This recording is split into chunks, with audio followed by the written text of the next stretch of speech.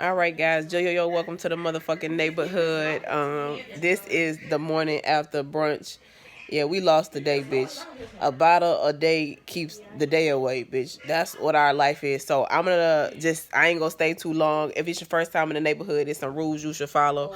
I'm gonna try to hurry up and run this for y'all so y'all can jump into the next couple of videos will be what brunch was, what it looked like. A couple of my homegirls. I did an interview with my homegirl Janae and my homegirl Brittany. And so that'll be really good. It'll be a treat for you guys. But so yo, if it's your first time in the neighborhood, we usually set the vibe, but y'all gonna see the vibe.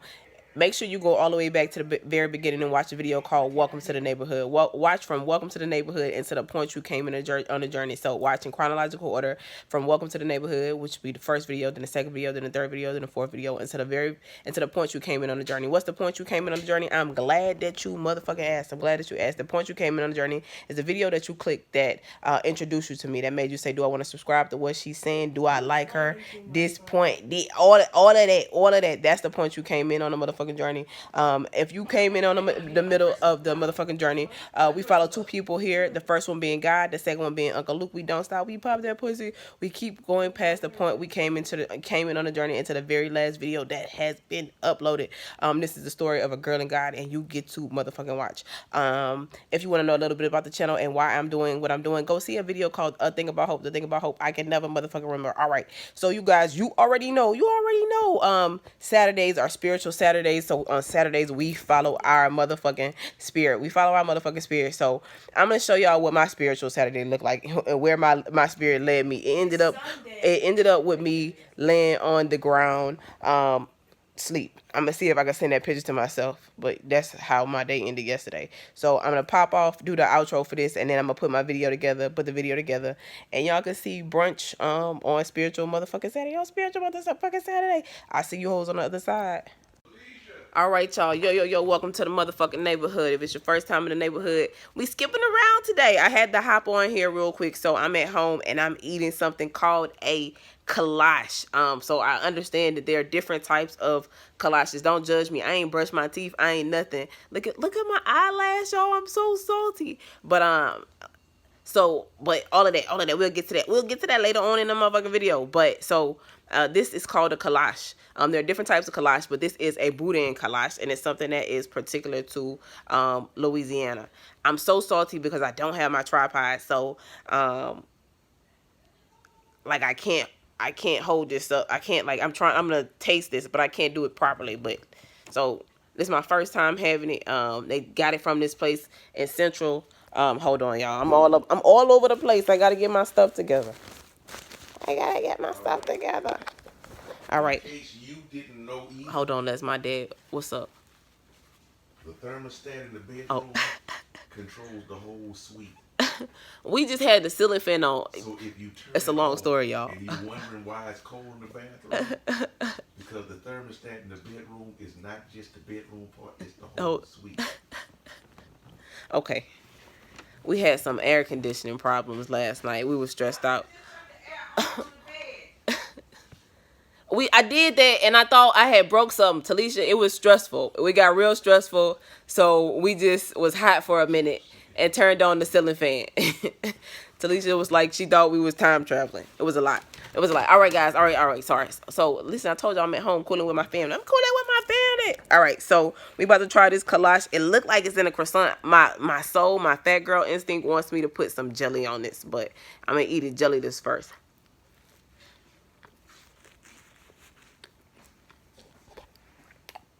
Yeah, it don't need some jelly, but it's delicious. Yeah, that's kind of a choke. I feel like I need like either some jelly. I feel like you can eat this in the morning or in the evening. You can eat it for breakfast, put jelly on it, but you can have it as a sandwich, put some mustard on top of it. So, you got yours out the room? But I wanted to share that with you guys. I'm getting ready to go get my life together for brunch, fix my eyelash, so I will pop back on later. Yo. We're at lunch. At brunch or whatever. We still look or whatever. Hopefully that shit pop. But I'll hop back on later. Oh, my sister don't ever want to be on camera. You gonna take a picture and let's see?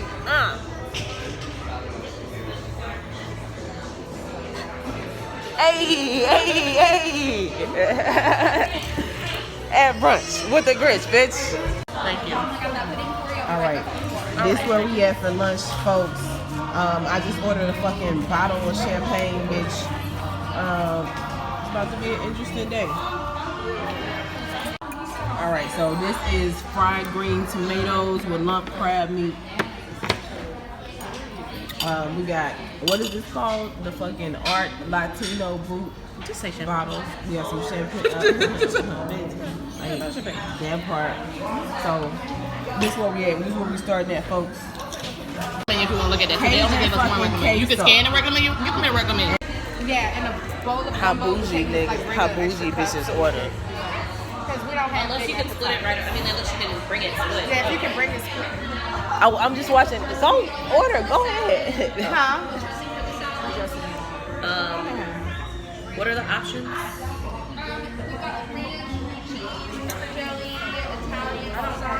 you guys have a house to kind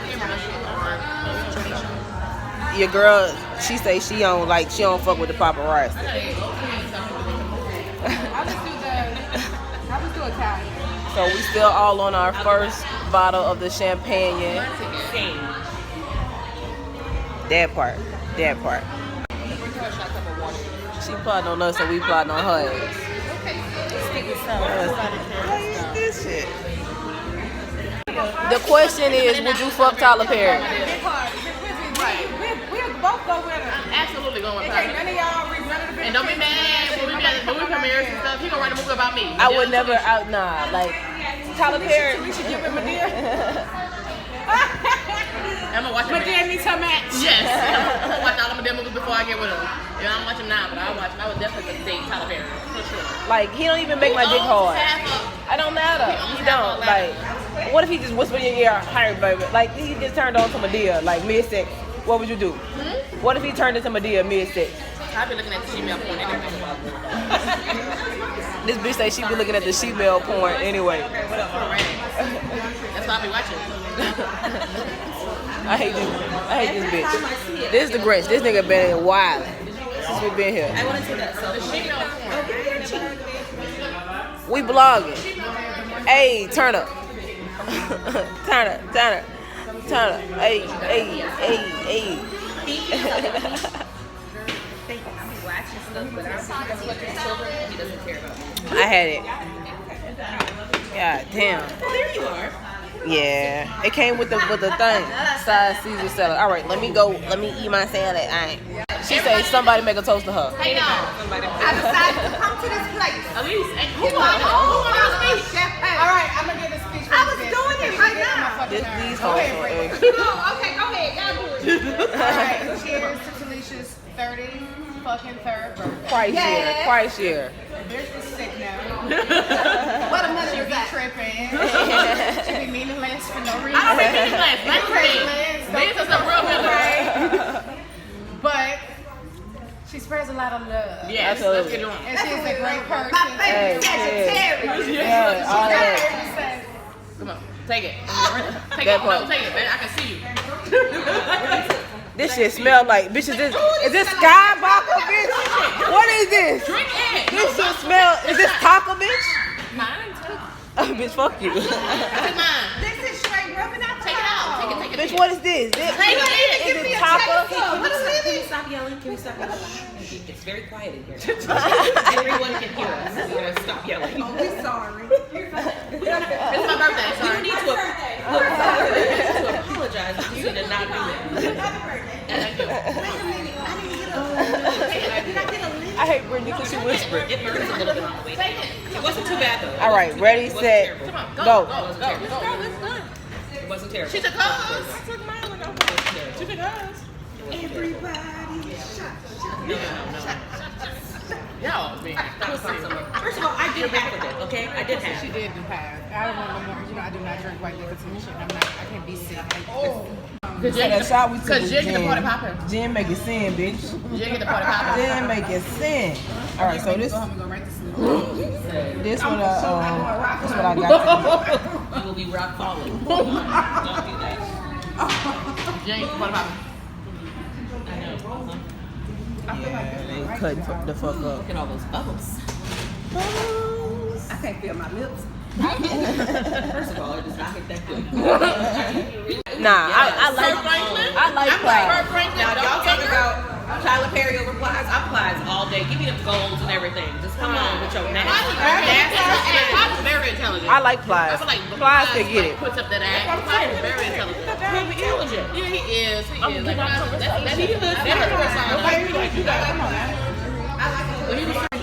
She got here. We your friends' mamas, bitch. I like when goons turn into mamas, bitch. Well, because Look, everybody like, why she she came out and Leanne had her camera. She was like, eat your damn food. Like, you have to eat like try to eat. If you want to be so philosophical on YouTube. Like, so now, like, she ate, but she said she didn't eat a lot because she's been eating since she got here. But, She did have a good I mean, as long as she eating later. She had a good donut. She ate, she got her. nachos and some crab. Yeah, ain't nobody tell her you don't like shit when you got this bitch. Well, she can eat before she come, but as long as she eating later. And now she does, she can have a little We camera. went to Cane's and spent $7 at Raising Cane's. We eating the fucking chicken tenders. No, ain't nobody asked you to get off the fucking chicken tender. We eating them bitches. I don't give a fuck. We ain't eating nothing else for Christmas. No matter the motherfucking thing. We spent $7 at Raising Cane's. We eating chicken tenders and they don't want to eat chicken tenders. as we go on, bitch. Whoa! Whopping. Tropping. So we at lunch and they just talking and shit. But my goal 1 and my goal 2 met. So I'm super excited about that. Goal 1, goal 2. But that part, I don't know. I'm trying to finish my bottle of champagne, but it ain't. I don't think it's worth Like it. going back in time. Like, oh my god. She comes to Baton Rouge a lot. Like I hope I see her just like one day. Yeah, like when I'm not at work or But she's so. The boys who came back, they was like, it was the money talking about. Oh, yeah, we're talking about Robin. She done went all the way to Robert. We can't talk about Robin. We can talk about Robert Kelly. Listen, I don't even listen to R. Kelly music no more. Step in the name of love. Nah, like I skip his music now, bitch. Yeah, I can't. I'm not gonna be able to do it. That's your thing song. That's the type of shit you would like. I know I'll be so ashamed when they be like, "Step in the name of love." I be thinking, them girls was 14. Okay, I do be singing. I do be playing half on the baby sometimes because that really is my favorite song. And I be feeling so bad. I be like, You want a pee-pee? listen. Nah, I don't want him to piss on people, girls who 14. Fuck them. You can't piss on 14-year-olds. You piss on grown people? Yeah, piss on grown people, but don't piss on 14. Don't piss on me. Don't. You can piss on me. I'm gonna make love. That's not important. I'm like, He's talking about 12, not a part of Go to war because you pee on it. That's no. 12-year-old girls. He was talking about girls Felicia's daughter's age. The daughter that you want to have, do you want that to be the situation? but I'm ashamed about it. He's a Pied Piper. He told us the whole I time. thought this was a safe space. You gotta separate the man from the not put this shit on your whatever the fuck that is. You gotta separate the man. No, he's an awful person. Intentionally made. That's why I hide it. And so don't you tell nobody. Himself the Pied Piper in every. All right, so this is called Ooey Gooey. It's a Louisiana dessert, and they made this. You're so good. Man, I'm about to murk the fuck out of this shit. Ashanti. I'm Tim Keisha.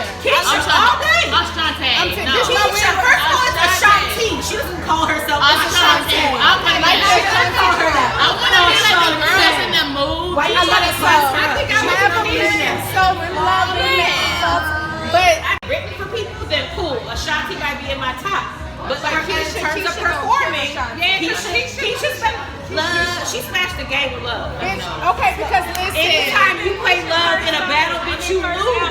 Her first off, the way it is was lit.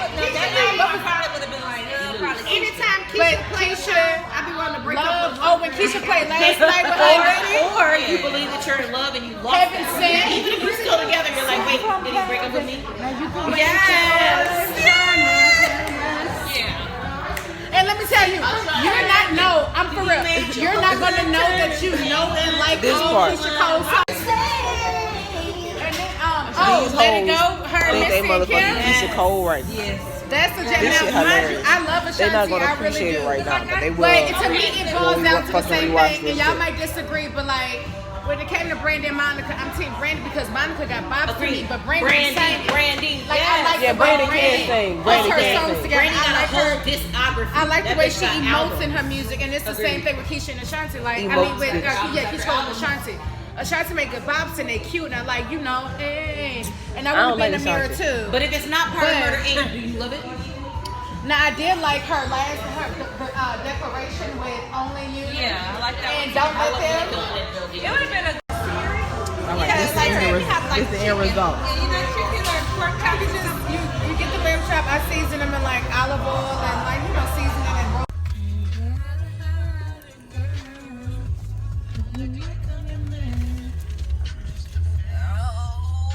Whip it, in my bitch. car, I would have swung that shit. But I can't tell they cop because I ain't paying. Yes. Bitch, rich aunties back at it again, bitch. They ain't even gonna be the rich auntie no fucking more. Guess I'm gonna be the rich damn mama. Like that, be like that. Hey.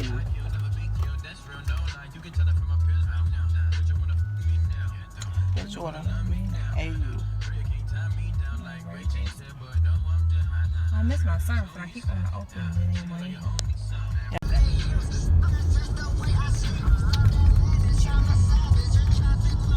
When you want home? On that 28. She trying to do something. Hopefully you back for the little thing y'all house. When you come out here. I live 5 minutes. You know the symptoms of seasonal part. flu and COVID-19 can be very severe. The good news is that we can test you for both. Any of our 6 Like with you today, I So fucking lied. you I'm can't see tired. my sister's face, but Let me out. she just said And I'm that. sorry, I lied to you because I I'm really tired. And Brittany over there, she I took my apologized to the earrings public, bitch. For the fight. Girl, yeah, I was ready to fight. I'm gonna fight last. She was ready to fight first. See, baby, I had my comb. My bitch, I was homegirl gonna house fight, bitch. alarm went off. She was ready to fight first. So, I'm ready to fight so we last. had to come to our house. I'm I was not. diving. They wasn't gonna hurt my girl. God, I was like in the last, and y'all give me up. Like, I gotta help. Cause I'm tired. Oh, I'm drunk. I feel like I gotta throw up. I'm gonna throw up. Like, I'm gonna throw up. But you still eat Ooey Gooey, I'm bitch. gonna throw up. I'm tired. It's a lot. You really eating that cake like that? Yes, Throw up. it's her birthday, bitch. You was the one that first piece of cake. What the fuck is that? I had to make sure it's safe for you. I wasn't gonna let you down by yourself, bitch. I had to make sure it was safe. The first piece of cake. You got everything. Girl, you took. Oh, they could like. Let me tell you something. All these niggas wanna fuck JT. Hey. Okay, this is SRT.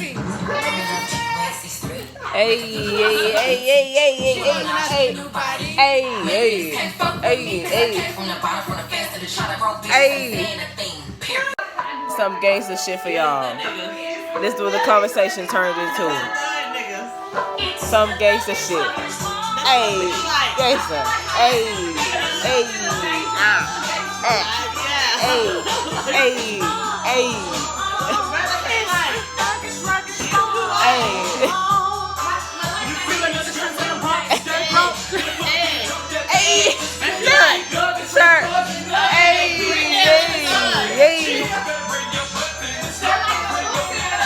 Where I'm from, guys. Where I work so hard.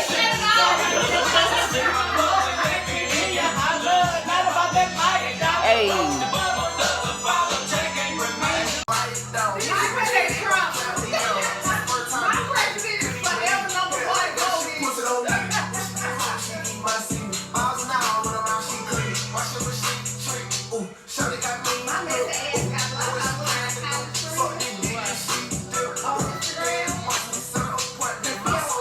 Hey.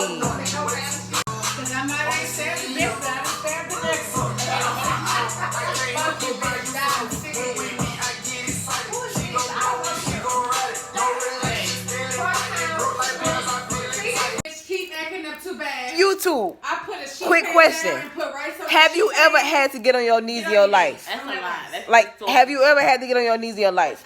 Like, as a kid, if we did something and we got in trouble, we had to get on our knees. We had to go to a corner and get on our knees and sit on our knees for whatever period of time. And look, if you had people from the country in your family, I don't know what to look at in this because it's sideways. Here. So whatever, I don't care. It's going to confuse me. If you had people from the country in your family, like sometimes they would put shit down. And then you would have to put your knees on whatever object that was. Like rice. Like rice. Yeah. So like my grandmother oftentimes, she would like put a sheet pan down and put rice on it.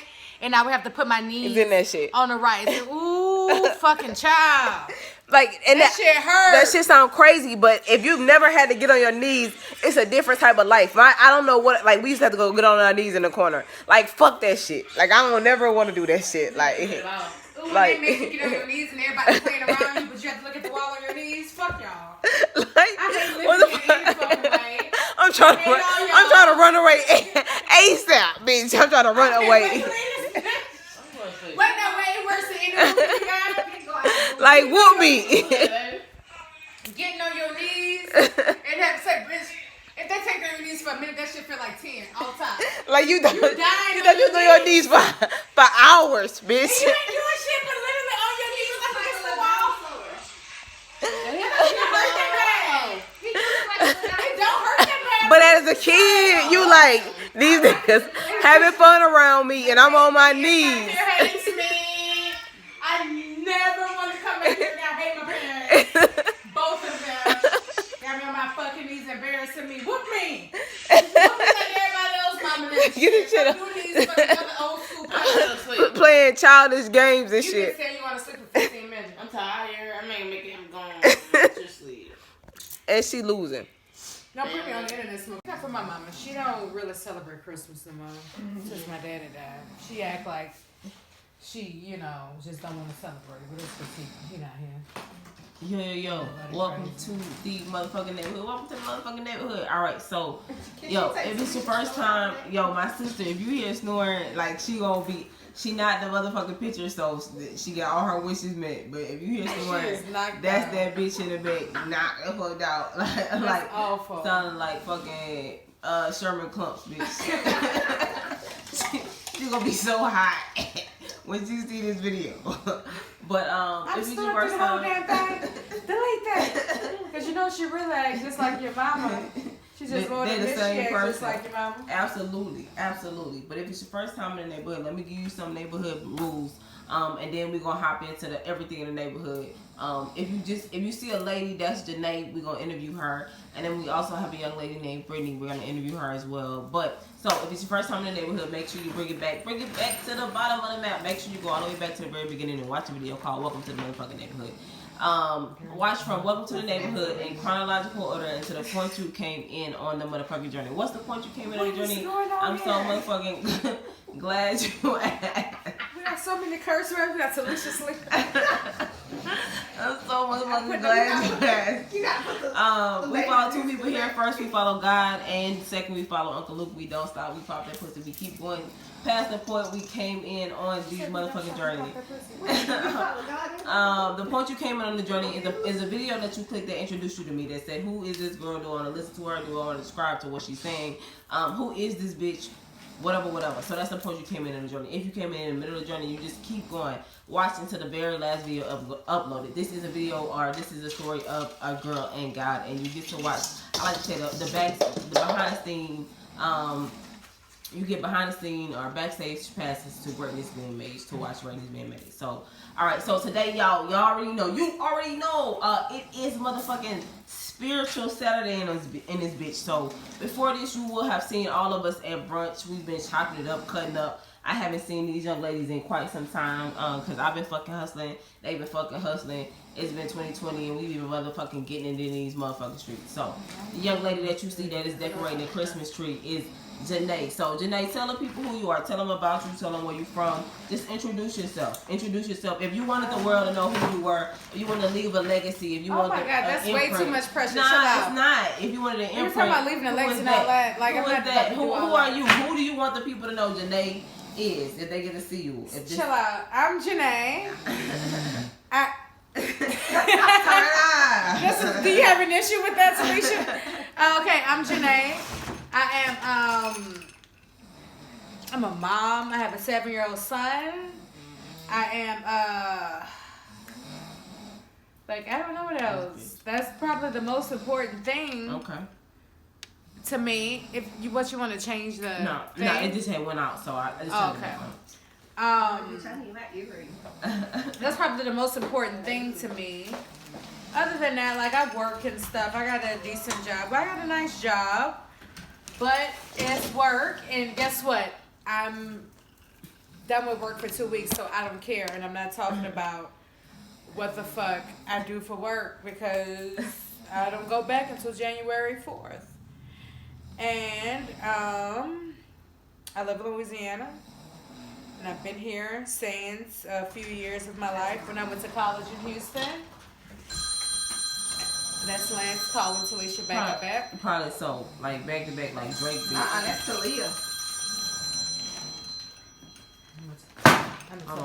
My niece called. Talia, your mama sleep. Hold on. Why? She tired. Because she what? She's drunk. No, your mama don't drink. She's drunk. Your mama does not drink. Listen, we recording. Hang up. Mayday. We recording something it's a for setup. your T. Leanne. It's a setup. Your mama don't drink. Don't be going around talking about she drunk. She don't drink. Bye. Sure, okay. Call me later. Your mama drunk. Your mama don't drink. Don't go to school saying that shit. So this is Janae. So Janae is I have been knowing Janae since I was in, I want to say, high school. I went to middle school. She was one of my high school. She was my sister's high school best friend, and I've been knowing Janae since we were like 15. When she was about 15, I probably was about 13 or 14 years old. So she has seen me. She has known me since I have been an itty bitty baby, and she's watched me grow in my life. Okay, so like it's a little different, like perspectives. Like on spirit, you already know on spiritual Saturdays we follow our spirit. So like people see you differently in life. Like people judge you based on the timeline that came in on. And so Janae has a very different perspective of me and what I go through and how I am and who I am as a human based on where she came in on my life. And so I have a different perspective of her. So I look at her like she's one of the people when we say we aspire to hustle. Like y'all know I hustle 24/7 all day, every day. If I look at the hustle, if I look at one of the templates or people who help me like hone in on that template and would always hold me accountable for that template, I would think it would be Janae. So this one of the bosses that we say we aspire. Well, like you had an OG and an OG had to teach an OG. Janae is one of the triple OGs. So I wanna. So you getting real true live like, and then sometimes the OG gotta sleep, bitch. Like she gonna be so mad when she watch this shit. I hope she watch this shit and she gonna be like, bitch, was I really snoring? I can't believe she that tired. Talisha. Poor Talisha. All right, she kept saying she was going to sleep. So Janae, okay. So I'm gonna ask you, what advice would you give a 21-year-old you? 21-year-old me. Okay. What year was that? 21.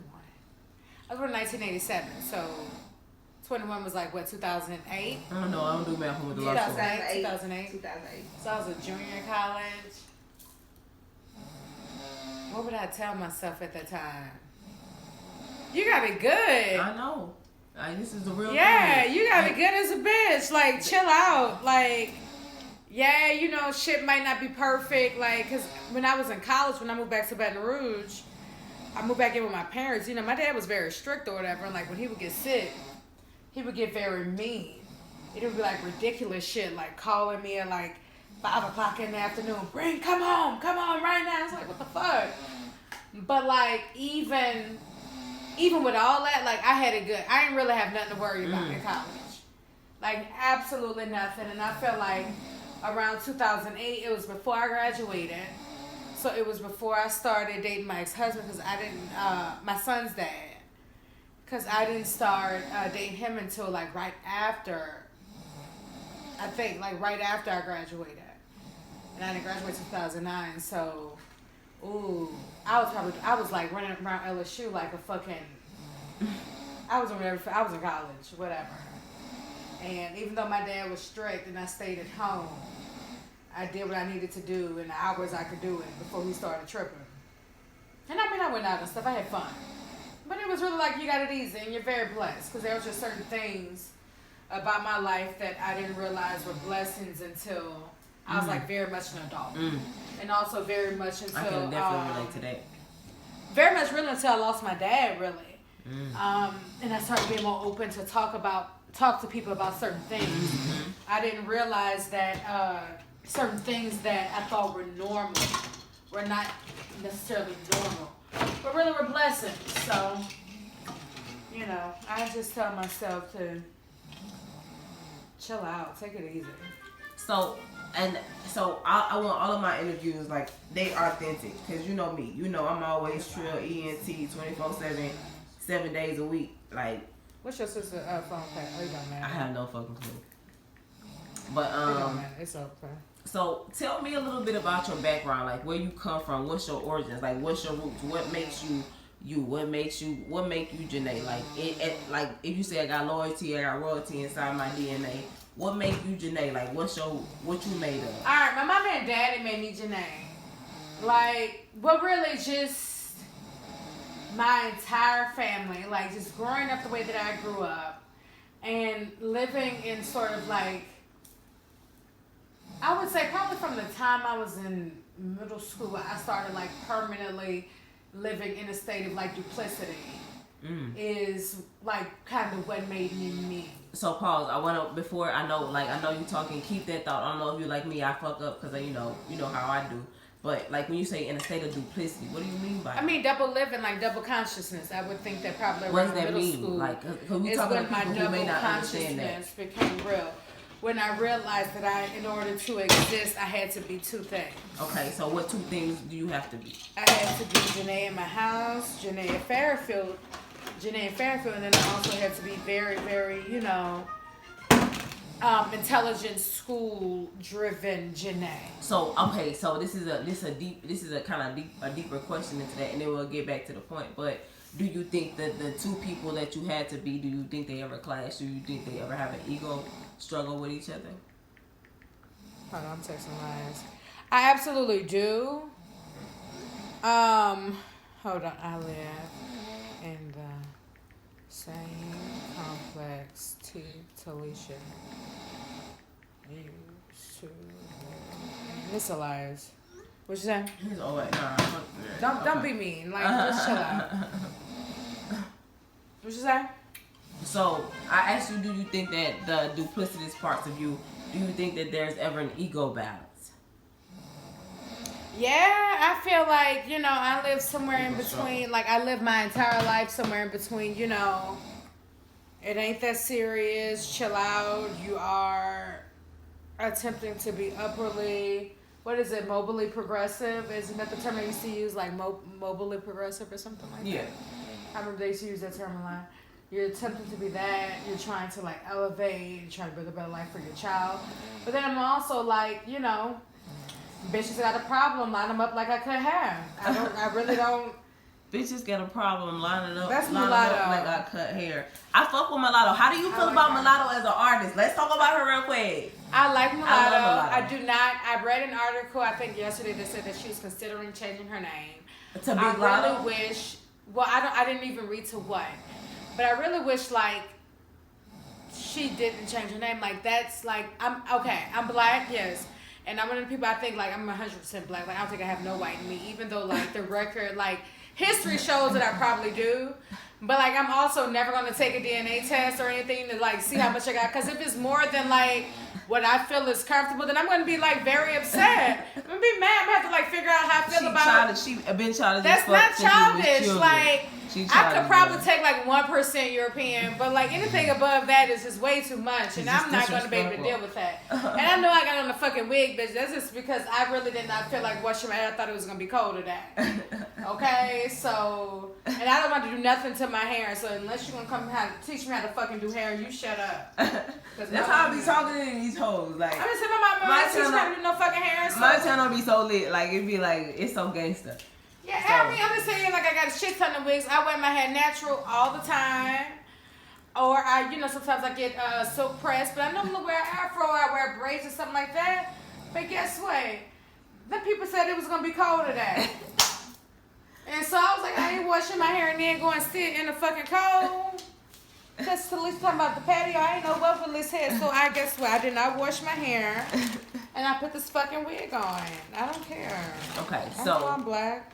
So on spiritual Saturdays, we follow our spirit, Janae. So, okay, so if you could give one piece of advice to anybody in the whole wide world, what would it be and why? Leave people the fuck alone. Why? Leave people alone What because you you don't even know enough about people, enough about what people experience, enough about people's life, enough about people's fucking breaking points to fuck with people.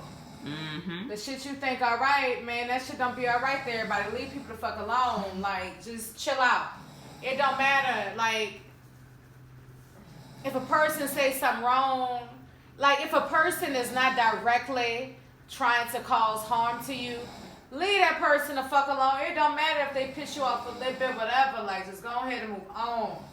Leave people alone. That is the advice I have for everybody. You know what? And when I say leave people alone, I mean just stop. Don't fuck with people. Just say hey. You know what I'm saying? Be nice to people. Be nice. Be Like, kind always always. That's my favorite. Like, fuck, if you can't be nice to somebody, stay your ass at home, man. Yeah. Don't nobody have time for somebody who being mean and shit. Like, you know what I'm saying? Because you've been rolled upon somebody the wrong way. Yeah. And then you get your issue and you want people to be sad, but ain't nobody sad for your ass. Like, fuck, be nice to people. Treat people with respect and shit like that. Chill out. If you ain't got nothing that's nice to say, don't like say the people nothing told you in kindergarten, don't say shit. Nothing. Chill out. Don't say nothing. Because if somebody punch you in your damn mouth because you done said the wrong thing, like I said, you know what I'm saying?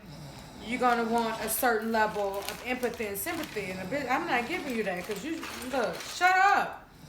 All right, so because I'm petty and I like to feed into people's ideas, so like I hang with, like I want you guys to understand, I hang with nothing but bosses. So when I say when you guys watch the videos and you see me working and I be like I'm tired or whatever, like I hang around nothing but bosses. So I want, like, I'm gonna give Janae a chance to fucking fuck. Fuck it over. What's your credentials? Let the people know. What like, are my what's credentials? your What do you mean? like what's your credentials? What you been through? Like what's your education? What's your background? I mean, I went to school. Like I went to like inner city, I guess, elementary school, black, urban, whatever. We had a gifted program. It was for like the kids who was bused in.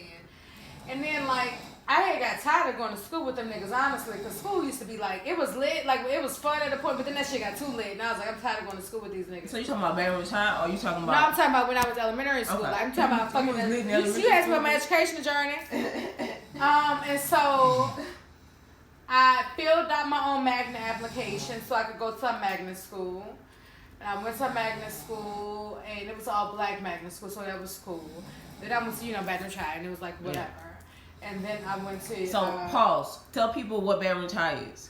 Like... Well, it's like one of the top 3 magnet schools in the state. It's always in, like, the U.S. News reports, like, top whatever high school. So, what differentiated that from other high school? What was the learning experience like?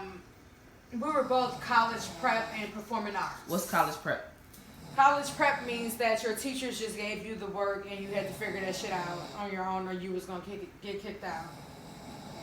That's what college prep was, because I didn't meet a good teacher. Well, I'm going to say I didn't meet... The best teachers I met were teachers I met when I was teaching in Title I schools. And my high school teachers didn't have to teach, they just had to show up. Because whether you're teaching at the children, they're going to do the work if you want to stay at the school. You want to graduate from the school. So, when we got there, you went there. when you get there, like your freshman year, they tell you over and over, you know, everybody you start with not gonna be who you end with and all that, and you know you lose however many people every year, and you lose a third of the freshman class, and every year it dwindles down, and that's really what happened. But I knew that I wanted to graduate from there. And so you know, I want to pause right here, like, because even in this moment, I'm just kind of thinking about that, and like, so you know, like you said, I went there, I started there, and they told you that you look to your left hand, because like in college we have convocation as well, right? Yeah. And I was one of those students who wasn't there at the end of their 4 years, especially for Baton Rouge High, and I guess I wonder if like just having a Libra conversation with you, because Janae is also she speak my language when it comes to sociology and things like that. I try. Like that idea of like, because I didn't end there, did I feel like a failure for not ending there? But I went to Central, which was essentially like the step under Baton Rouge High, and I graduated from there. But I don't know. I think that Central is different because, like, Baton Rouge High was, I think, the best local representative of what collegiate life outside of an HBCU. Because, you know, Baton Rouge High was, like, so mixed, right? It was. And so, like, I don't want to, you know, say it's, like, all, like, blanket collegiate life. But, like, if you went to, like, a PWI or something like that, it was pretty much a replica of what PWI life was like. Absolutely. In terms of like, in terms of work, in rigor of the work, caseload of the work, in terms of the teachers you're interacting with, and that's the most important part. Like, the work piece was important because, you know, in college your professors just aren't as hit. You okay? What's that? I'm tired. You need some water. You need a bag. I need a pee. Okay, you got it. So, you know, like colleges, just professors aren't as hands-on. Like, you know, if you had Elias on his way over here. Who? Elias, your friend. Oh, no. What's it?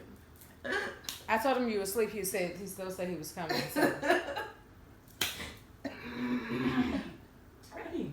You can go. I'm about to. You got it? Help her. Next. She said no. She said no. Help her, Lynn. You right there. She keeps saying she keeps saying she felt so like, well, no. Like, you okay? Yes. Okay. Oh, my leg. You can go get in the bed next time. What were we talking about? She the only Anyway, like, I just felt like it was a representative of that, like the teachers you had to deal with, the like cultural groups you had to deal with. And then I think it like really helped set a foundation. I'll call it later. It helped me set a very strong understanding of diversity. So do you think? Okay, so not just black, white diversity like we understand it, like people understand it down here, but like true diversity. You know what I'm saying? I think that it helped with that. So and so because it's Spiritual Saturday, on Saturdays you guys already know. You already know we follow our spirits. So do you think that going to Baton Rouge High, and you know, and I'll share my experience. I'll tell you my opinion first. But do you think that going to Baton Rouge High prepared you better for real life than, you know, any other school? And I would say absolutely. I would say. Well, I can't compare it to another school because I didn't go to another school then. Yeah. But like when I taught, you know what I'm saying? I was in different schools, and I would say compared to those schools, yes. And do I think that after leaving Baton Rouge High, like I was prepared for life after? Better prepared for life after, and just dealing with people and like navigating my work experiences and all that? Absolutely. But I don't want to say work experiences because that was like compounded with LSU. But like being able to like navigate the way that people who don't come from my environment work, absolutely. Because I don't think there was another place that I was going to get that. I'll take that. I think that I think because of my experiences there, I learned like very early on what to take personally, what not to take personally. I learned like sort of what was just like cultural differences. And again, not just between black and white, but between like all like ethnicity groups, because we have those there. But also in high school, I went to a very powerful program at the University of Michigan between my junior and senior years, where they taught a lot. Like we took collegiate courses around like pretty much what jobs call DEI now. What's that? Diversity, equity, and inclusion. Oh, okay. Like so, we that. were in high school and we were like That's taking dope. courses around. There was a program called TAS put on by the Telluride Association. And so we were doing that, and even though like I remember I got in a lot of trouble in that program because they felt like I wasn't paying attention because I would like draw a lot and doodle a lot. But you were listening. And yeah, but that wasn't something I could defend until like I didn't learn what was happening until I was like in college and like studying education. Okay. And I was like, oh, okay, because I'm an auditory learner, the doodling and the drawing on the paper just helped me pay better attention. Right. Whereas they thought it was disrespect. Doodling helped me focus on what they were saying. Like I'm just not a visual learner. Yeah. So paying attention to them and like watching them and all that, and doing whatever, like looking at whatever they had, it didn't help me learn. It confused me more than anything. But if I'm like drawing pictures of like clouds or something, it just helped me know what they were talking about and helped me understand. So it's like, it seemed like I wasn't a huge contributor, and it seemed like I wasn't getting anything besides like disrespecting the presenters. But that wasn't the case. I learned a lot from them. I just had to pick it up the way I picked it up. Okay, so all right, so this will be interesting, because I get to get some real juice out of you. So, as an educator, I'm gonna ask you a couple of follow-up questions before we get to the end of this question, and then after we end this question, I'll do Brittany, and then I'll take us out of the neighborhood. But so. I think I told you at lunch, one of the things I do is I teach a class because of our in our brag responsiveness, like our Black Affinity Responsiveness group at my company. And I teach people, and one of the things that I had the people do is sign up or take the auditory, like what type of learner are you? So are you auditory, kinesthetic, all of those things. How important do you think that is in learning and teaching? Does that make sense? It's absolutely important. I think it's important, like even when you're working. It's important because at the end of the day, I think we got to realize that everybody's different. Everybody just like receives information differently, and it don't make you fake. It don't make you nothing like that to tailor information or the delivery of information or accept certain things from a person. The way that they need you to. Like, I don't think that makes you fake. You know what I'm saying? Like, a lot of people think in the workplace, like, oh, you let certain things go on from this person, or when I managed teachers, I worked at a district level, and I managed teachers, like, there were certain teachers, who I would let do certain things. Now, how long did you teach for? Only for 5 years. Okay. But there were, like, certain teachers I would let do certain things, or in the classroom. There were certain students, like, I would let do certain things, certain students I wouldn't. And when I say that, I mean, like, in my approach to them. So, like, when I taught middle school, right? I remember there were 2 boys that were best friends. And they would always get in trouble together, right? But one of them I could fuss at, and he would correct. Because he communicated that way. The other one, if I fussed at him, he would shut down and he wouldn't do anything else. So you just couldn't fuss at him. Like I had to let him know that what he was doing was wrong and that he couldn't do that. But if I fussed at him, he wouldn't hear anything that I said. Whereas the other kid, I fussed at him and he straightens up immediately. It's all on like how they received information as people, because even though they were in middle school, they are people. You know what I'm saying? Our habits and the things to make us don't just develop when we fucking like 25 years old or something like that. Like you probably have been that way since you were a child. Yeah. And so like that was just like, that's like my approach with people. Like everybody don't receive everything the same way. Everybody don't understand things the same way. And quite frankly, everybody don't understand the same way. Everybody doesn't understand things the same way that I do, and vice versa. So as a person, the only thing that I can do is try my hardest to accept you as who you are. Now, if who you are nags at who I am, like as a person and what I believe in, then yeah, I gotta let you go. That don't make you a bad person. That just means you can't be around me. Absolutely. But I just think that like we as people, we try to put our ideals and thoughts and onto other people, how we would like to be onto other people, and that's not fair, because We all live in our own universes, and we all perceive things how we perceive them. I mean, there's entire like units in English education dedicated to point of view. Everybody has their own. So, what is my point of view and what I think is absolutely right might not be what you think is absolutely right, and that ain't up for me to determine to you. What I can't tolerate is what I just as a person cannot deal with is when you are duplicitous, I guess, about who you are as a person. Like all of my friends, all the people who I love, I never had to figure anything out about them. When I met them, I met them. Okay, so I believe when we first started this, you said that you were duplicitous. So can you make a differentiation in between the two, and when it's good to be duplicitous and when it's not good to be duplicitous? I'm minority to majority duplicitous.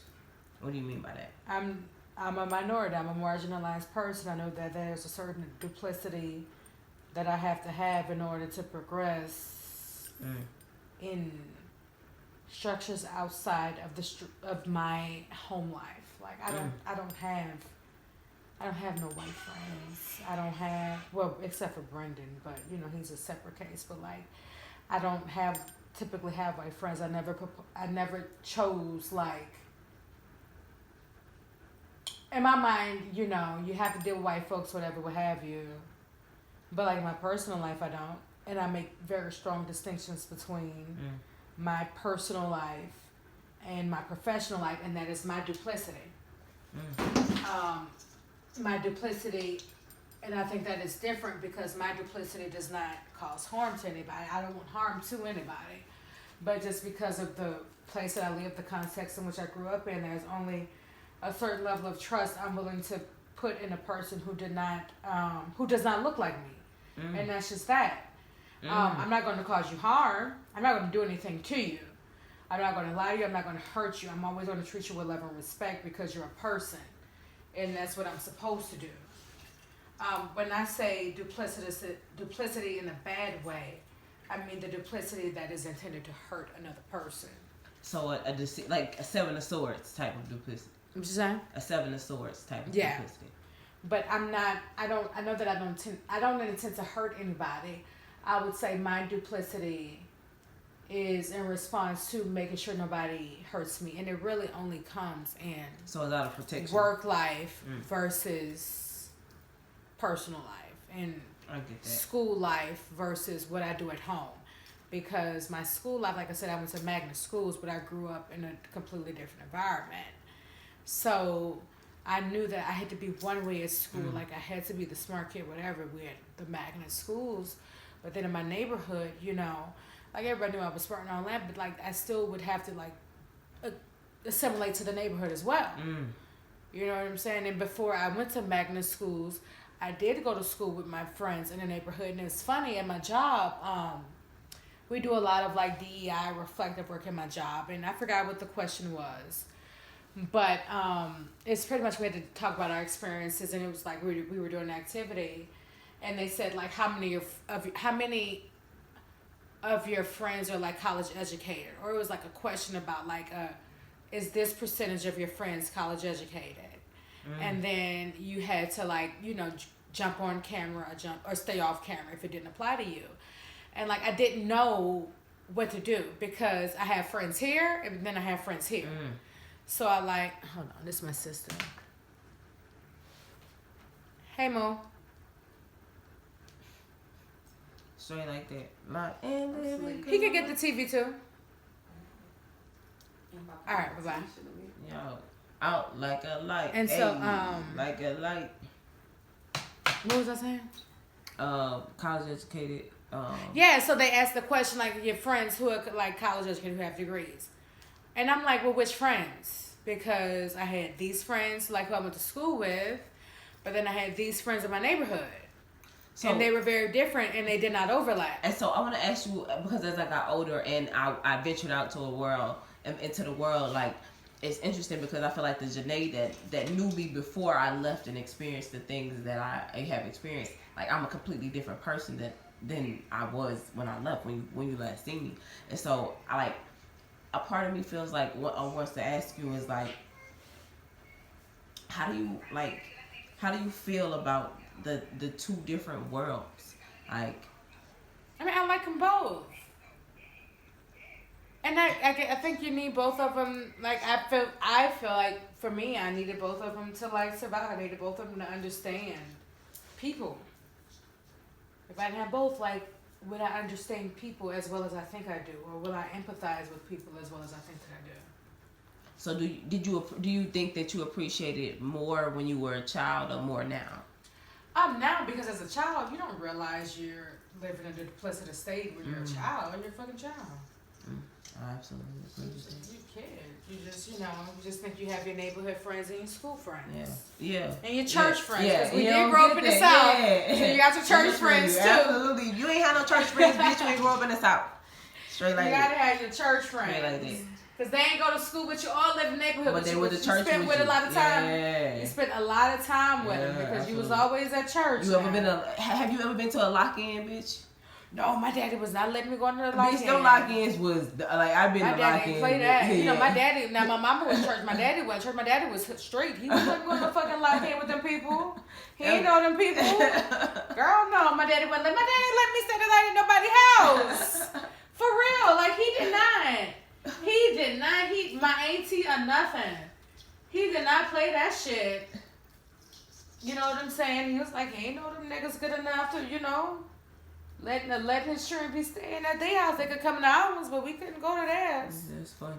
Oh, he didn't do that. He was strict. So real quick, and then we're gonna hop to Brittany. How do you feel about growing up in the South? Oh my God. I don't know. I liked it because I feel like people in the South are nice. I take that. Yeah. And I think people in the South are prettier.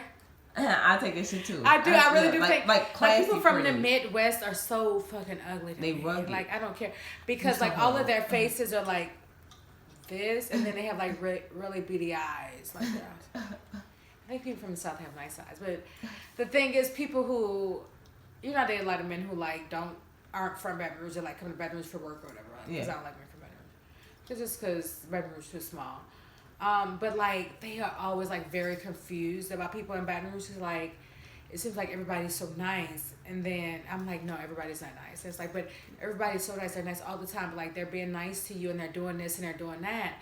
And I remember I had the guy from Chicago I was telling you about. He was like, Baton Rouge ain't nothing but Chicago with a smile, so it's confusing. He was like, a lot of people think I'm from the North when they meet me. They be like, I thought you was from the North. At least in Chicago, like people know exactly how you feel about them and they cutthroat. But it was like in Baton Rouge, like you don't know how people feel about you. That's not true. And then they're very cutthroat. I don't feel like that. Like, and that's the thing. Like about Baton Rouge culture. Like my sister was telling me that too. Like Baton Rouge is one of the most dangerous cities in the world. It is. It's so dangerous. But when you live here, you do not realize this shit dangerous. And people don't understand that either. Like I was talking. Because you want to know why? Because niggas in Baton Rouge dance before they kill you. They be drinking and shit. They be drinking and shit before they kill you. It be a party and then you die and you be like, oops, I didn't know.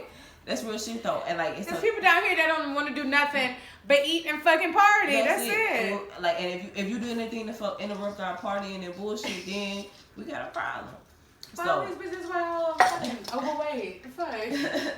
All right, so that was Janae. We gonna come back. We gonna round back up to her. Come on, Brittany. You gotta come over here. Come. Oh, Brittany, you can start putting ornaments on the tree here. Just put them on this side, because we ain't gonna worry about the other side. Okay. Brittany, like y'all, look how big Brittany's titties look. I don't have no titties. That's look how big, because she got a nice bra. But I thought that is Victoria's Secret. You got catch one just $20. I got a pee. Like, I got the crossover there. I got fucking what? Fancy Savage X Fancy. Y'all, I'm I trying to fancy be a Savage X Fancy model. I'm gonna tag this. I have on a bra and Savage makeup. I'm gonna tag them in this video. All right.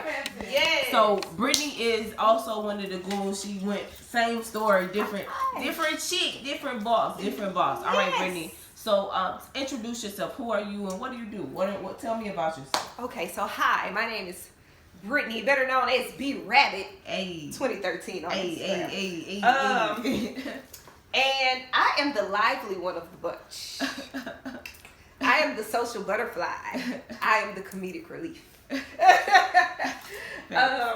What else? What else you need to know about me? Like, what do you do? We need to Okay, so I am a speech pathologist. Okay. How old are you? I am 30. How old am I? 33. Okay. I'll be 34 next Okay. month. Shout out to the Capricorn. Hey, Cappy season coming up on yes. you bitches in. Yeah, she all about the money. She a Capricorn. Money. You already know how that shit goes. Of course. Of course. Of course. Of course. So tell the people like why did you go into speech pathology? Like what do you do? What is a speech pathologist? And like what do people have to do to get on that course? Like is that something that you should be interested in? So definitely wasn't something that was on my radar. Okay. I started off a history major. Okay. But I switched because my little brother was diagnosed with autism when he was 2 years old. Okay. And he started receiving speech therapy services. And I was like, hey, this is actually pretty interesting. And I was in my the second semester of my junior year when I switched over into speech path. It can be a very lucrative field depending on which area you go into. So I would suggest that young black women look into that. Black men, we don't have a lot of black men in that field, but I would suggest that male speech pathologist. Speech pathologist, yes, it's very far and few. But I would suggest that that's definitely something that you look into, because it's very rewarding. It actually is. So we work with babies that have autism. We work with children that just have speech impediments. Okay. We work with the geriatric community that may have difficulties with swallowing, dementia, Alzheimer's. Oh wow. So how is that work? I'm sorry to introduce to stop you, but like so my grandmother has. You know, my grandmother has Alzheimer's. You guys haven't seen it, but I have this Polly tattoo. She used to call me Polly.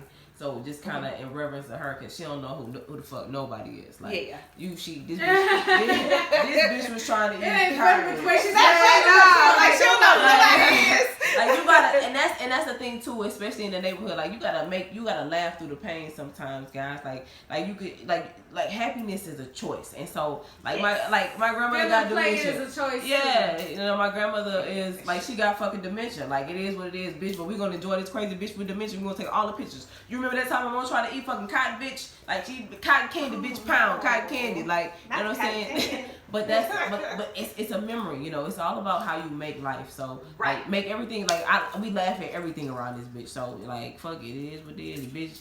It is what it is. But so you know, I know with saying all of that, like having a grandmother who has dementia, like and having to work with people like that. How is that? Because like we talk about everything. So we talk about energy, planets, all of that shit, and like to do that it takes a certain type of patience and a certain type of energy because it's draining, and then you have to know how to, especially with what you do, you have to take time for yourself. And so how do you take self-love when you do things like that and you work in a field like that?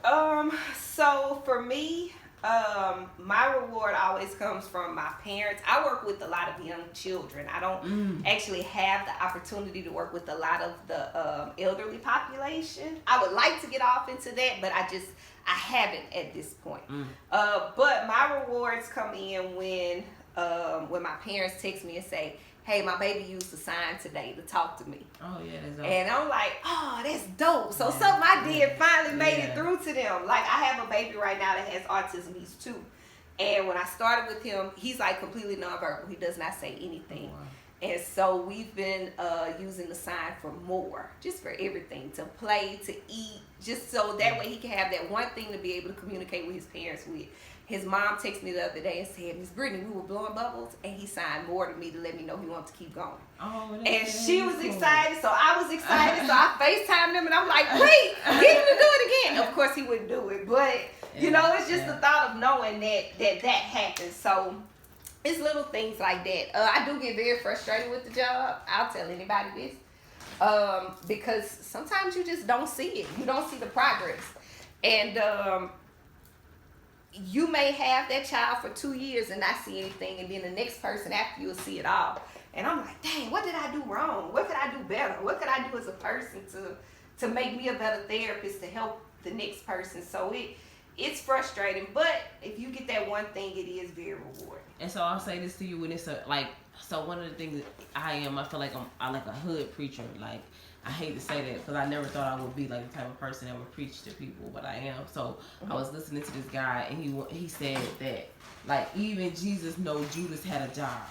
You get what I'm saying? And so and not to make you analogous to Judas, but everybody got a job for everything. So you know, you may not like. One of the things I'm learning as I go on this spiritual journey, as I go through this journey through life, is like my job might be to ignite the fire that helps change somebody. Right. So you know what I'm saying. So like, don't ever discount the work that you do, because like even when you don't think that you have an effect, I definitely learned that you have an effect, and sometimes you get to see that effect, and sometimes you don't get to see that effect. You know, like I'm 100% sure that Martin Luther King, Malcolm X, Rosa Parks, they have no idea just how big of an effect they had on the world. Right. Just by doing the little things that they thought that happened. Exactly. So I can agree with you on that. Definitely. Definitely. Right. So those are some things, some principles I definitely like to preach. Okay, so I'll ask you the same thing that I asked you today. What advice would you give? And then we gotta hurry up because I don't know how much time I have. Okay. I be fucking up. No, you're okay. So what advice would you give 21-year-old you? 21-year-old me, I would say, don't be scared.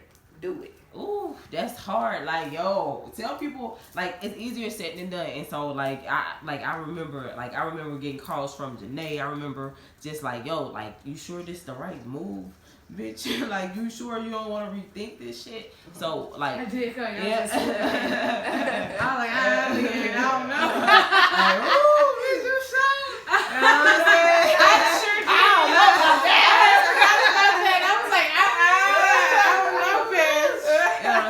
So like that being scared, so you're gonna be scared in that, and you're gonna have your goons, your real goons, who gonna call you and check you and be like, bitches, you show this the move. Because if your riders don't call you and ask you if you show this the move, they ain't your riders. That's right. Because the person that you think riding with you, they ain't gonna let you fuck up. They ain't gonna let you make no move that fucked up, but they gonna trust you.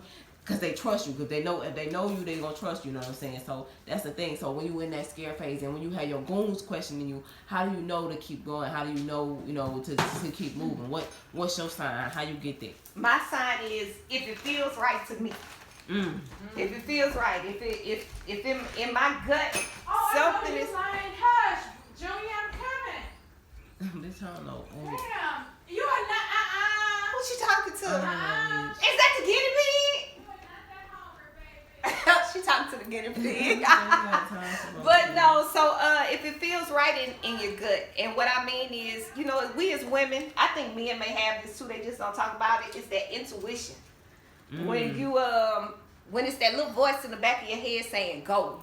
Ooh. Don't stop.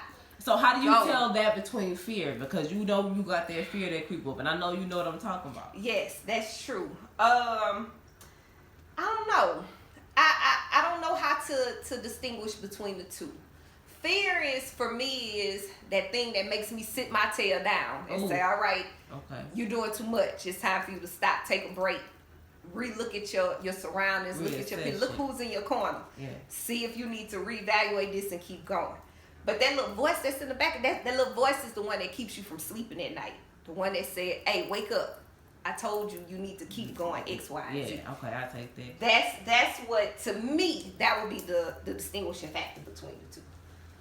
Yes. So this is my last question for you. Yes, ma'am. What's one time in your life that you followed that keep going voice instead of that sit your ass down and be afraid voice, and that you came out and you accomplished the thing you wanted to accomplish? When I started my business. I started my own speech therapy company.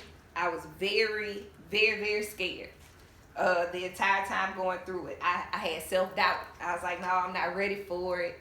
I'm too young. I've only been a speech therapist 3 years. What would make me think that I'm ready to step off into this field or into this avenue? Let me say that. I know people that's been speech therapists 20 years that have never started their own companies.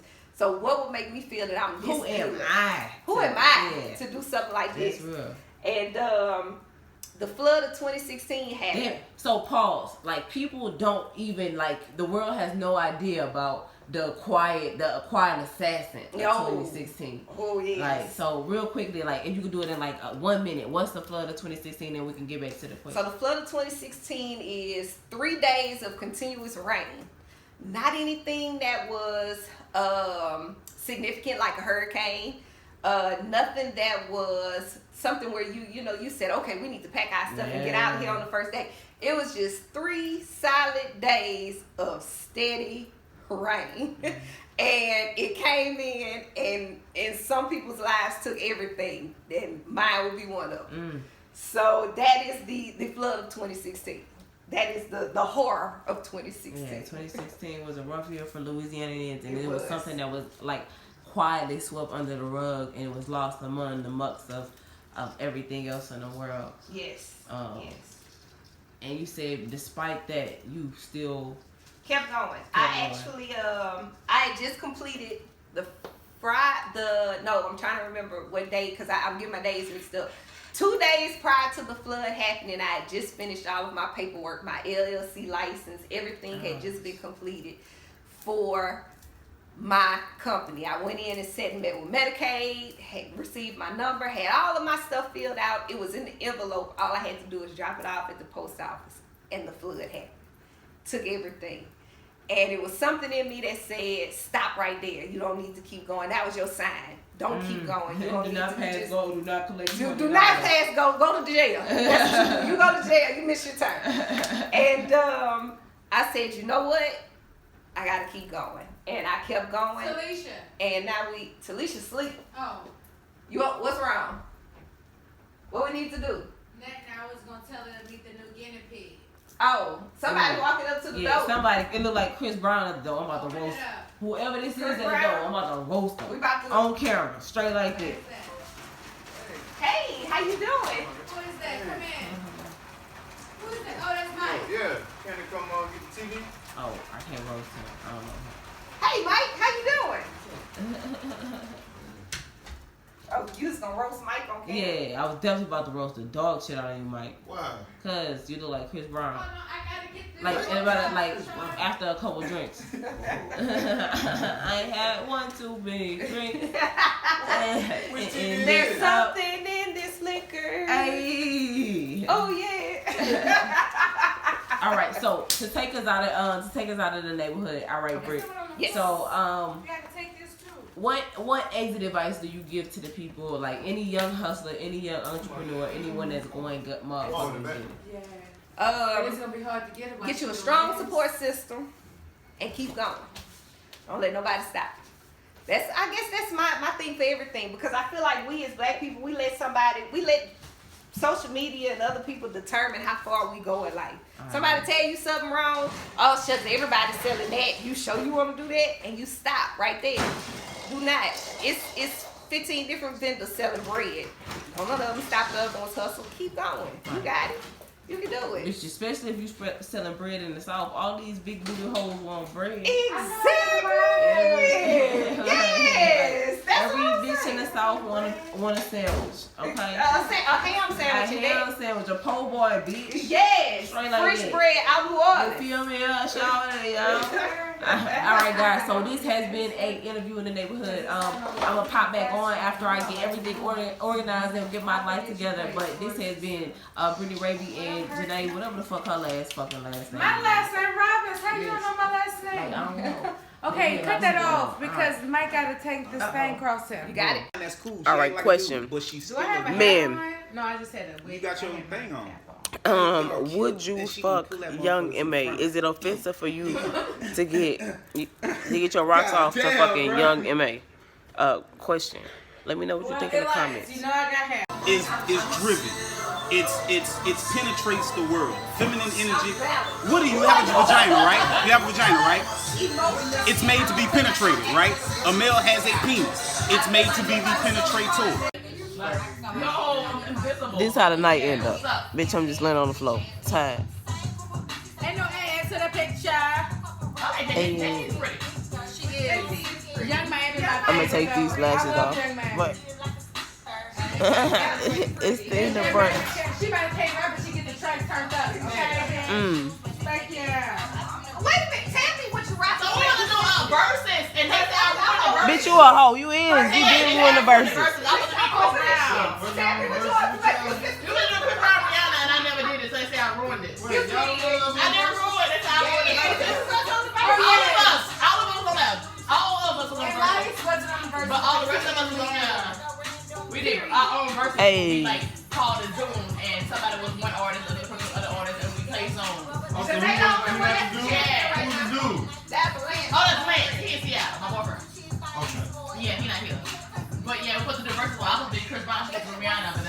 She a hoe. She got scared. I was ready for that ass. I was ready for that ass, bitch. You scared? Go to church, bitch. Chris Brown. And she gonna be Rihanna. I'm about to eat that ass. Nah, nigga, Chris Brown got 1,000 million songs. Bitch, How hard is it? Rihanna beat Chris Brown up already. Rihanna is gonna beat the fuck out No, of he's you. not. Every song's a bang. I'm gonna play Chris Brown. Just We need to Pandora. have the verses back instead of this shit. Yep. No, see, you should talk yourself into that shit. Like, they was Drake, and my boyfriend was mad because Drake is better than Lil Wayne. He's still salty.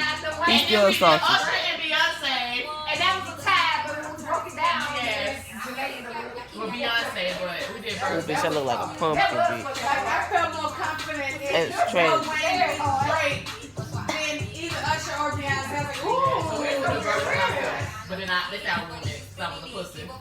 She said, And then she called Jay, she's like, oh my god, I just got so I was saying busy. Oh my And god. I'm so she went in. Brunch. And I'm so tired. And then like the day of, she's like, I'm laying down. All right, guys. So that was yesterday. Yesterday was oh Lord, and so today we hanging out. I'm hanging out with my niece, and we're doing brunch part 2 with her. But yeah, that was my spiritual Saturday. This what the end result of yesterday is. Like yeah, we got home by the grace of God, and the Uber driver that was listening to some French rap. Or interesting, and we just went to motherfucking sleep. So we get resting up, about to get ready. Everybody about to get ready to start their day today. And I will vlog about today. Hopefully I can get that vlog up by the end of the day today. But who fucking knows? Who fucking knows? So today is Business Savvy Sunday. I don't know if you'll have a Business Savvy Sunday or you'll just get like some Christmas shit. We'll see when we motherfucking get that. So that part, I hope y'all enjoyed my people, my family, my friends. This where I'm from, this my culture. I hope you guys enjoyed it. That part. Until later.